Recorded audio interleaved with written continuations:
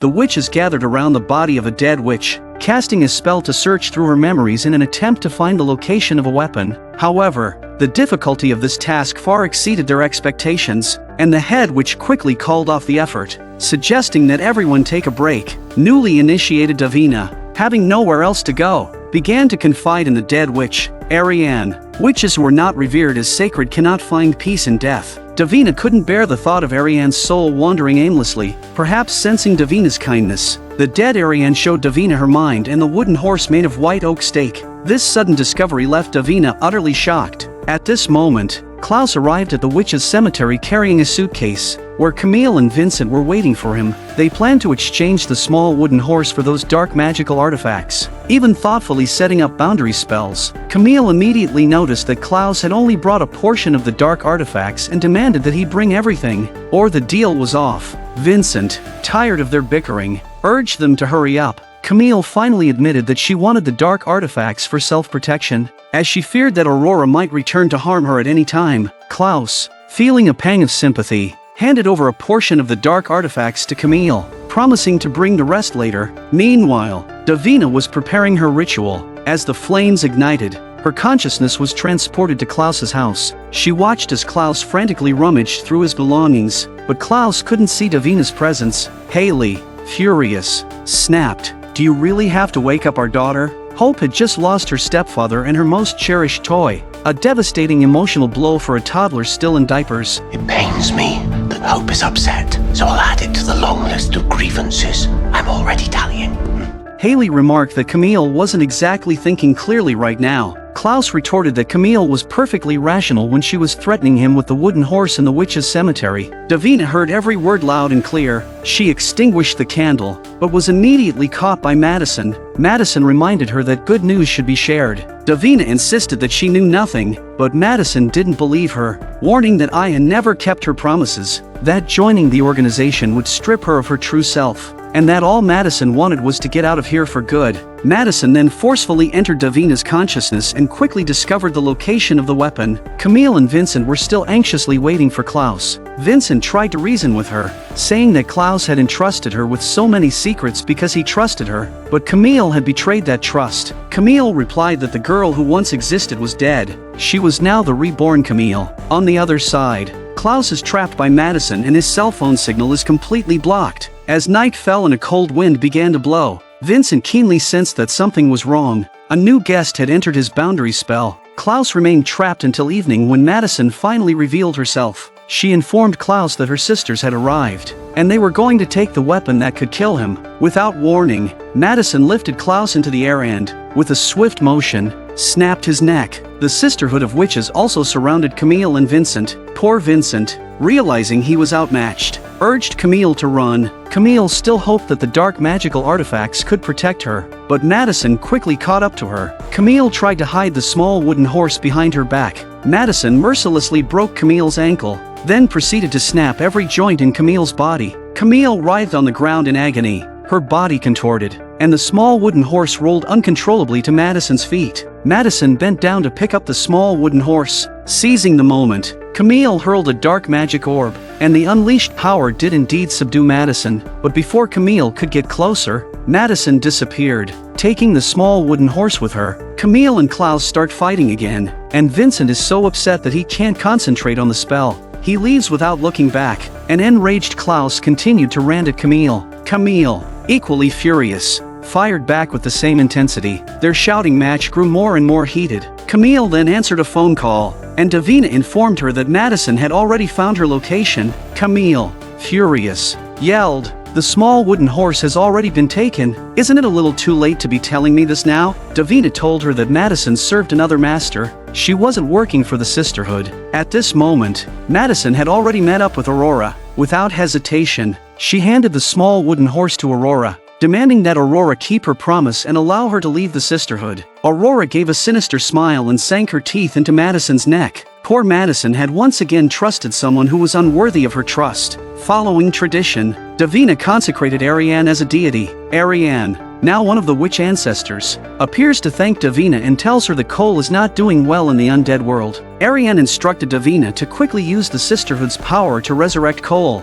or else his fate would be worse than death. Meanwhile, Aurora found a carpenter and had the white oak wooden horse fashioned into a set of wooden bullets. This was her meticulously crafted annihilation package for the original family. This seemingly ominous candle has a unique ability. Once lit, it can transport the spirits of the dead from the underworld to the living. Aya gave the candle to Davina, instructing her to use it to summon Cole. But Aya's intentions were far from kind. She wanted Cole to reveal how to sever the link between the originals and their sireline vampires. Yes, that's right, the vampire faction led by Aya had abandoned protecting Elijah, seeking only to ensure that the prophecy about the originals wouldn't implicate them. Klaus, needing to focus entirely on hunting down Aurora, asked Hayley to look after Camille. Buried beneath a distant sapling was Jackson's heart, a small reminder Hayley kept for herself and her daughter. Hayley agreed to Klaus's request. At that moment, Klaus received a call from his brother Freya had gone missing. Hayley took Camille to the arena. She reminded Camille that relying solely on a pile of dark magical artifacts wouldn't be enough to protect herself. She had to learn to fight like a vampire. So,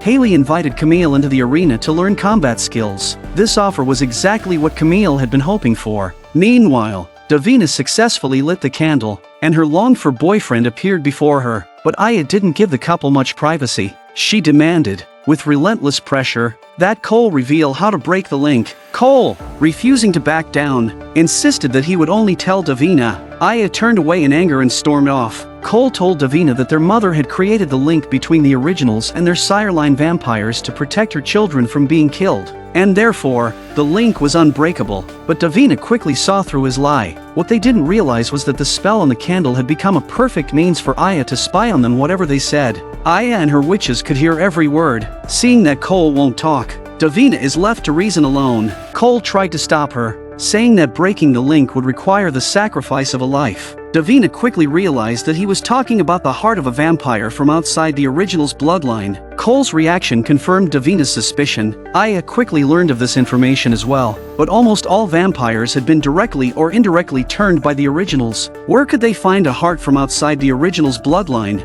Hayley Marshall was turned by the magic infused in her own child's blood. Oh, hell no. Not by another vampire. Look, you're not going to... Aya didn't hesitate any longer and ordered the witches to kill Hayley. Unaware of the danger, Hayley was still acting as Camille's boxing coach, but Davina called just in time to warn Hayley that the witches were coming for her. Before she knew it, the doors to the church were opened and the witch walked in and knocked Hayley off her feet. Camille reacted quickly, pulling a Rubik's Cube from her bag and placing it on the ground. The cube began to spin rapidly, temporarily suppressing one of the witches. Camille then swiftly took down another witch. Hayley quickly gets up, grabs a power cord, and takes out one of the attackers, but one of the witches cast a spell, knocking Camille unconscious, and blood soon began to seep from Hayley's chest. Davina, in a panic, started packing up her things to go and help. Cole reminded Davina that it was too late for her to get there in time, but he could draw power from the candles and take Davina down, which would cause the Sisterhood witches to fall as well. However, this would mean the end of their date. With their hands tightly clasped, Cole closes his eyes and begins chanting a spell. The two witches collapsed to the ground. Hayley finally got a chance to catch her breath. Cole gazed at the unconscious Davina. Definitely our worst date ever. But Hayley's crisis wasn't over. Aya stormed in, determined to finish Hayley off herself. Hayley, no match for a 1,000-year-old vampire, was quickly overpowered and immobilized by Aya. At the critical moment, Marcel arrived just in time to save Hayley's life. But Aya, unwilling to leave without achieving her goal, grabbed Marcel by the throat. Marcel promised that he would find another solution. Aya finally let go, giving Marcel until midnight to come up with a plan before turning to leave. Hayley recounted the day's events to the Originals brothers, angrily declaring that if the witches ever dared to target her again, she would make sure they regretted it. But Klaus astutely pointed out that Hayley's heart wasn't the only option. At their wedding, Hayley and Jackson had shared all their powers, meaning Jackson's heart could also serve as the conduit to break the link. They rushed to the cemetery, but the heart beneath the tree had already been dug up. Marcel handed the wooden box containing the heart to Aya. It was a cold-hearted move, but he undeniably saved Hayley's life. Cole silently waited for Davina to wake up, saying that watching his girlfriend sleep was a joy in itself. Davina promised that she would find a way to bring him back. Cole couldn't bear to shatter Davina's hopes, so he asked for a kiss instead. Under the night sky, the two slowly drew closer together, but a gust of wind blew out the candle, and Davina's lips could only touch the air. Freya awoke from unconsciousness to find herself buried alive by Aurora. with a wound on her abdomen bleeding profusely and the blue necklace on her chest emitting a faint glow. Wandering alone through the forest, Klaus soon spotted a flower-topped mound of earth. Meanwhile, Elijah found the small cabin. Aurora aims her pistol at Elijah. Not forgetting her narcissistic remark that modern weapons are for modern women, Elijah replied that she was still as vulgar and pretentious as ever. Despite having the upper hand, Aurora hesitated to pull the trigger. She wanted Klaus to witness her killing Elijah, to inflict the most direct and painful harm on him. Klaus was now incredibly frustrated as well. Aurora, in her blind pursuit of drama and excitement, clearly underestimated her opponent's intelligence. Freya sought help from Finn within her necklace. Her blood began to flow backward, staining the flowers on the grave and quickly catching Klaus's attention. Elijah continued to provoke Aurora, saying that Klaus should be grateful he personally ended their relationship back then. Otherwise, Aurora's psychotic behavior would have made Klaus regret it. Elijah's words struck at Aurora's deepest insecurities. Seizing the moment, Elijah attempted to fight back, but Aurora once again gained the upper hand. Aurora finally remembered her brother, who had been thrown into the sea, and declared that killing Elijah would free her brother once and for all. Klaus, supporting Freya, pushed open the door to the cabin. Elijah urgently warned his brother that the bullets in the gun were made from white oak stakes. Aurora suddenly pulled the trigger, but the bullet's trajectory was altered under Freya's influence. Klaus finally lost his temper. Instructing his brother to take care of their sister, they began a deadly game of cat and mouse in the woods. Aurora quickly aimed the gun at Klaus, but she hesitated to shoot. Klaus picked up a signpost and hurled it at Aurora, the post embedding itself deep into her side, causing Aurora to lose the upper hand once again. Klaus grabbed Aurora's hand from behind, causing the gun to fly out of her grasp. Unarmed, Aurora was no match for Klaus, and the gun ended up in his hands. Klaus couldn't bring himself to pull the trigger cleanly. Aurora seized the moment to trip Klaus, quickly retrieving the gun again. This time, she didn't hesitate to aim it at Elijah, who had just arrived. Elijah fell to the ground, struck by the shot. Aurora fled swiftly. Klaus had no time to waste. He plunged his hand into his brother's chest, trying to remove the bullet before it could penetrate his heart. But with every beat of Elijah's heart, the bullet edged closer. With no other option, Klaus snapped his brother's neck, then continued to dig through his chest to find the bullet. Elijah's dire condition obliterated any last trace of softness Klaus might have felt toward Aurora. Finally, Klaus extracted the bullet, and Elijah's heartbeat returned. Klaus let out a long sigh of relief. For the Originals family, this operation was a failure, but at least they had successfully saved Freya. Klaus had finally proved that Freya was no less important to him than his brother or sister. The three siblings raised their glasses, vowing to eliminate their enemies. But Aya had already tracked down Aurora and offered to form an alliance, with Aya commanding the most powerful coven of witches in history and an army of ancient vampires, and Aurora holding the only weapon capable of killing the Originals. The two women, both scorned by the Michelson brothers, formed the ultimate alliance. The Vampire Diaries and the Originals welcome a dream link-up as Stefan, tagged by a vampire hunter, appears in New Orleans. A cross-shaped scar has appeared on Stefan's chest, a wound that refuses to heal, leading him to seek Klaus's help. Klaus introduces Stefan to his sister Freya, hoping she can find a solution. Stefan explains the origin of the scar on his chest. He was stabbed by Reyna with a magical sword. Reyna, who has 7 lives, is now relentless in her pursuit, with the scar acting as a beacon guiding her straight to him. Desperate, Stefan fled to New Orleans. Freya applies a salve to Stefan's scar, explaining that it can mask the scar's magical signature, then bluntly tells him to leave. Stefan senses something is off. Klaus insists that Stefan poses no threat to the Originals family. Freya gives Stefan a brief rundown of the crisis their family is facing. Elijah receives a message from Hayley. The Crescent Wolf Pack has tracked down their enemy's whereabouts. Aya and Aurora are discussing how to collaborate. Aurora insists that she must kill Elijah so her brother, trapped in the deep sea, can finally be freed. But Aya counters, saying if Elijah dies, she will die too, suggesting they first sever the link between the Originals and their sire lines. As for Tristan, she has come up with a way to ease his suffering. Aya instructed Aurora to lie down on the couch, while a witch, holding a ritual object, chanted continuously over her. As the spell takes effect, Aurora's consciousness awakens in an ethereal space, where Tristan is sitting in front of her. Overjoyed, the siblings embrace tightly, expressing how much they've missed each other. Tristan explains that while Aya can't save his physical body, she has created this unique mental space for him. Here, he can read books, play chess, everything is fine. Except it's a bit boring. Aurora declares that even if it means evaporating the entire ocean to save her brother, she's willing to do it. But for now, she has prepared a special show for him. Hayley ventured alone into the camp of Aya and Aurora's alliance, but the place was already deserted. She opened a storage room door and found Lucien, his face pale and gaunt from hunger.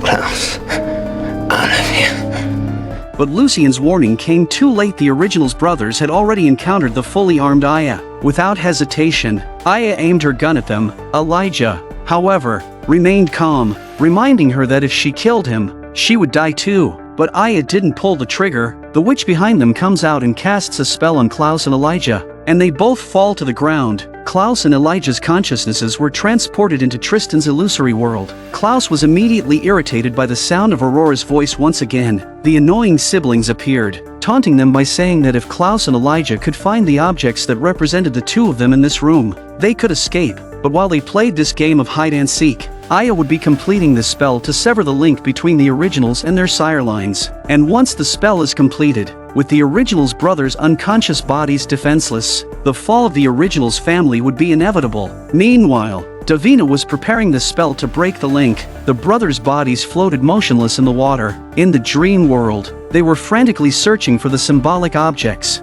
trying to escape this mental prison as quickly as possible. Klaus dashed around the room, seizing every opportunity to threaten Aurora. Elijah, on the other hand, focused on Tristan, trying to extract useful information. Tristan, true to form, smugly revealed that this space was created by Aya, suggesting that Elijah might want to consider what he represented in Aya's mind. Lucien and the others were also discussing their next move. Marcel was skeptical of the intel Lucien had brought. Lucien quipped that he had only intended to comfort his goddess, but who knew she'd gone completely mad. Hayley shot back, reminding him that he was the one who stole Jackson's heart. Marcel said, "You're not part of any of the original sire lines, so of course, you're not scared." Lucien highlighted the urgency of the situation, explaining that Aya would first kill Klaus to test whether the spell had worked. When Aya tests this spell, Klaus will fall either way. And if Davina fails, as she likely will, Stefan finally grasped the seriousness of the situation and joined the fight, knowing that as a vampire turned by Klaus, his own fate was also hanging by a thread.